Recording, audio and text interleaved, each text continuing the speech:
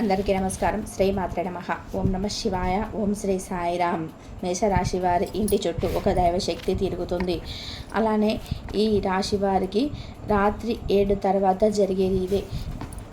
April 5వ తారీఖు శనివారం రోజున మేషరాశి వారికి ఖచ్చితంగా రాత్రి 7 తర్వాత జరిగేది ఇదే. అలానే వీరికి తెలియకుండా వీరి ఇంటి చుట్టూ ఒక దైవశక్తి తిరుగుతుంది.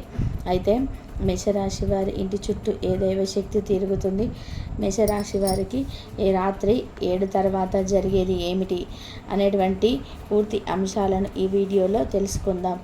వీడియోని ఎక్కడ కూడా స్కిప్ చేయకుండా చివరి వరకు చూడండి. అప్పటివే మేమేం చెప్తున్నామో మీకు పూర్తిగా అర్థమవుతుంది.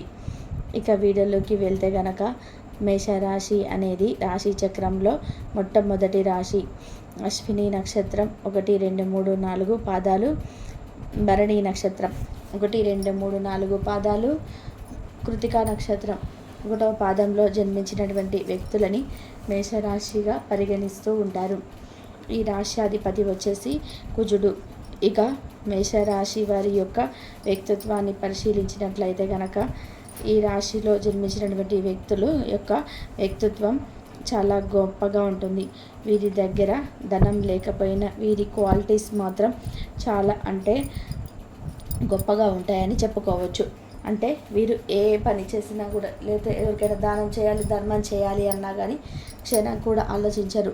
కష్టపడి సంపాదించుకొని మనస్తత్వం ఉన్నప్పటికీ వీరు కష్టపడి సంపాదించుకున్నటువంటి కొంత డబ్బుల్లో నుండి కొంత డబ్బుని దానం చేయడానికి, అలానే దైవ కార్యక్రమాలు చేయడానికి ఉపయోగిస్తూ ఉంటారని చెప్పుకోవచ్చు. వీరు కష్టపడి పైకి రావాలి అనుకుంటారు. ముఖ్యంగా ఎంత కష్టపడినా సరే, ఎంత కష్టపడి సంపాదించినా సరే డబ్బు విషయంలో మాత్రం అసలు కాంప్రమైజ్ కారు. అంటే ఎవరికైనా దానం చేయాలన్నా ఆలోచించరు. కష్టపడి సంపాదించుకున్నటువంటి డబ్బులు అయినా అసలు ఆలోచించరు. అలానే వీరి కుటుంబ సభ్యులను కూడా అందరినీ కూడా ఏ లోటు లేకుండా చూసుకుంటారు. ఎవరికి కూడా ఏ లోటు రాకుండా చూసుకుంటూ ఉంటారు. ఆ విషయంలో కూడా వీరు అసలు కాంప్రమైజ్ కారు అని చెప్పుకోవచ్చు. ఇక వారికి ఎంత కష్టమైనా సరే కానీ కుటుంబ సభ్యులను మాత్రం అసలు ఇబ్బంది పెట్టరు. అందరినీ బాగా చూసుకుంటారు. అయితే వీరు కష్టానికి తగ్గట్టుగా ప్రతిఫలాన్ని పొందుతారు. అలానే వీరు ఎంత కష్టపడి పనిచేసి సంపాదించినా సరే ఏ విషయంలోనైనా ఎవరికి లోటు రానివ్వరు. కానీ వీరికి ఫ్యూచర్ ప్లానింగ్స్ అనేటివి తక్కువగా ఉంటాయి. అంటే ఆర్థికంగా ఇలా ఎదగాలి, ఆర్థికంగా ఫ్యూచర్లో మనకు సమస్యలు రాకుండా ఉండాలి అంటే మనం మనీ సేవ్ చేసుకోవాలి అన్నట్టుగా వీరు ఆలోచించరు. వీరు చాలా కష్టపడతారు, చాలా సంపాదిస్తారు, చాలా ఖర్చు పెడతారు. కనుక ఖర్చు పెట్టడం కొంచెం తగ్గించండి. అలానే డబ్బు పరంగా మాత్రం చాలా జాగ్రత్తగా ఉండాలి. ఈరోజు ఉన్న దాన్ని సేవ్ చేసుకుంటే రేపు ఆర్థికంగా కష్టాలు ఉండవు.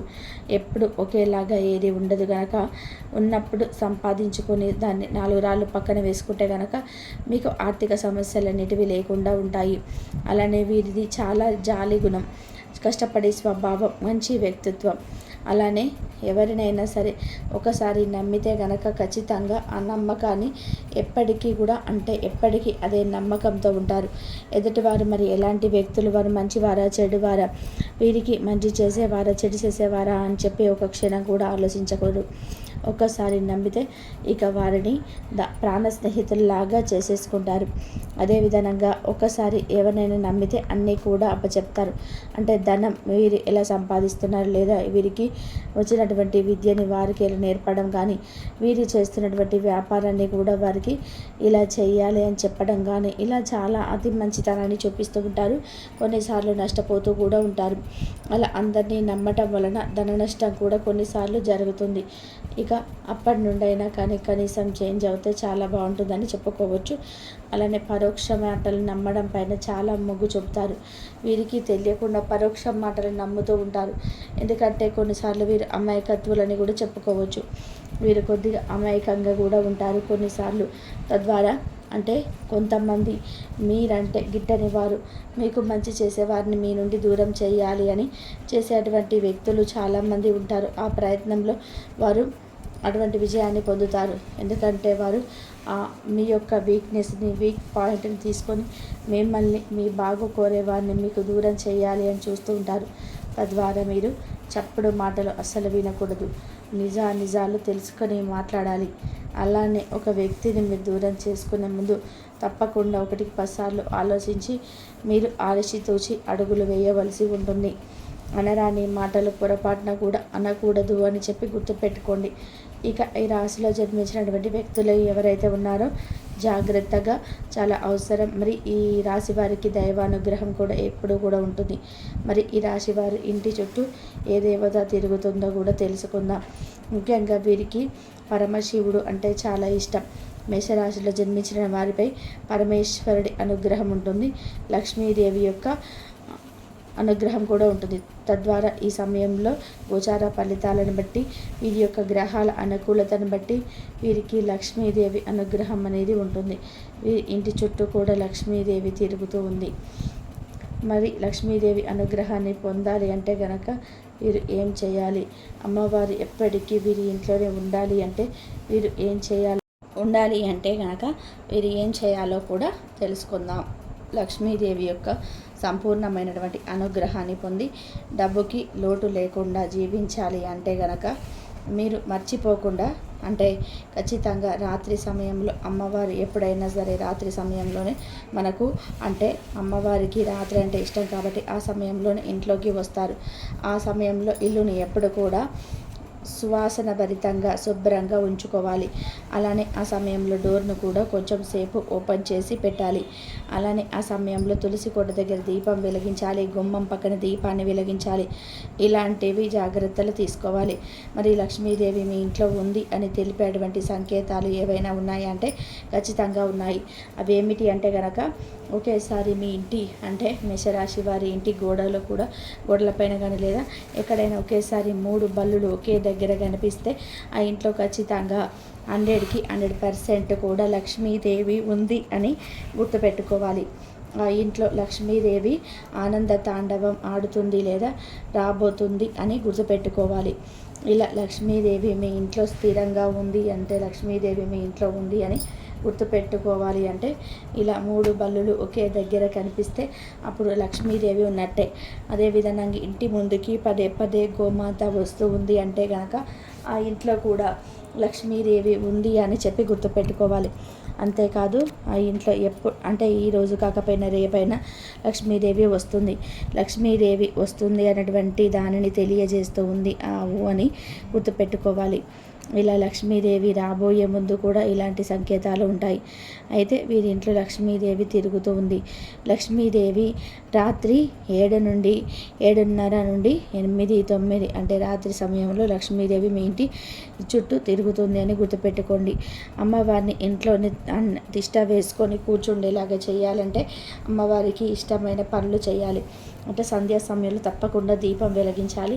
అలానే మేషరాశి వారు పొరపాటున కూడా సాయంత్రం సమయంలో అంటే సాయంత్రం 5 దాటిన తర్వాత ఎవరికి కూడా పాలు, పెరుగు, చింతపండు అలానే దొడ్డు ఉప్పు వంటివి ఎవరికి ఇవ్వకూడదు. ఎందుకంటే అవి ఇవ్వటం వలన లక్ష్మీదేవి మీ ఇంట్లో నుండి వెళ్ళిపోతుంది. లక్ష్మీదేవి కటాక్షం తగ్గిపోతుంది కనుక లక్ష్మీదేవి వారితో పాటే వెళ్ళిపోతుంది కనుక వీటిని పొరపాటున కూడా ఎవరికి ఇవ్వకూడదు. ఇక వాటిని ఎవరికి కూడా ఇవ్వకుండా ఉండేలాగా జాగ్రత్త పడండి. అప్పుడు లక్ష్మీదేవి యొక్క అనుగ్రహంతో మీరు ధనవంతులుగా మారిపోతారు. ఖచ్చితంగా మీ పైన లక్ష్మీదేవి యొక్క అనుగ్రహం అనేది తప్పకుండా ఉంటుంది. ఇక ఇలా ఈ రాశిలో జన్మించినటువంటి వ్యక్తులు ఎవరైతే ఉన్నారో వారికి తప్పకుండా లక్ష్మీదేవి ఇంట్లో అంటే తిష్ట వేసుకొని కూర్చొనేలాగా చేయాలి అంటే ఇవి అంటే ఈ వస్తువులను ఎవరికి కూడా ఇవ్వకూడదు సంధ్యా సమయంలో. ఇక దీపాలను తప్పకుండా వెలిగించాలి. తెలుసుకున్నారు కదా, లక్ష్మీదేవి మీ ఇంట్లో తిరుగుతుంది, జాగ్రత్త. అలానే మీపై ఉండే దోషాలను తొలగిపోవాలంటే ఇష్ట దైవారాధన మేలు చేస్తుంది. మూగజీవులకి మీరు ఆహారాన్ని సమర్పిస్తే కనుక ఖచ్చితంగా మంచి ఫలితాలను పొందుతారు. అలాగే సమయాన్ని ఇలా సద్వినియోగం చేసుకోవాలో తెలుసుకొని ఈరోజు కూడా మీరు ఇలాంటి పనులు చేస్తారు. అల్లరి చిల్లర చేష్టలతో టీనేజ్ రోజులని భాగస్వామ్యం మీకు గుర్తు చేయనుంది. ఈరోజు శారీరక ఆరోగ్యం కోసం, ప్రత్యేకించి మానసిక దృఢత్వం కోసం ధ్యానము, యోగా చేయండి. చాలా రోజులుగా రుణాల కోసం ప్రయత్నిస్తున్న మీకు ఈరోజు బాగా కలిసి వస్తుంది. మీ భాగస్వాములు అవసరాలు సహాయకరంగా ఉంటారు. మీ ప్రేమ జీవనం వివాహ ప్రస్థానంతో జీవితకాల బంధం కావచ్చును. భాగస్వాములు మీ కొత్త పథకాలు, వెంచర్ల గురించి ఉత్సాహంతో ఉంటారు. కొన్ని అనివార్య కారణాల వల్ల మీరు ఆఫీస్ నుండి తొందరగా వెళ్ళిపోతారు. దీనిని మీకు అనుకూలంగా మార్చుకొని కుటుంబంతో కలిసి పిక్నిక్కు లేదా సరదాగా బయటకు వెళ్తారు. వివాహం ఇంత అద్భుతంగా గతంలో ఎన్నడూ మీకు తోచలేదని ఇప్పుడు మీకు తెలిసి వస్తుంది.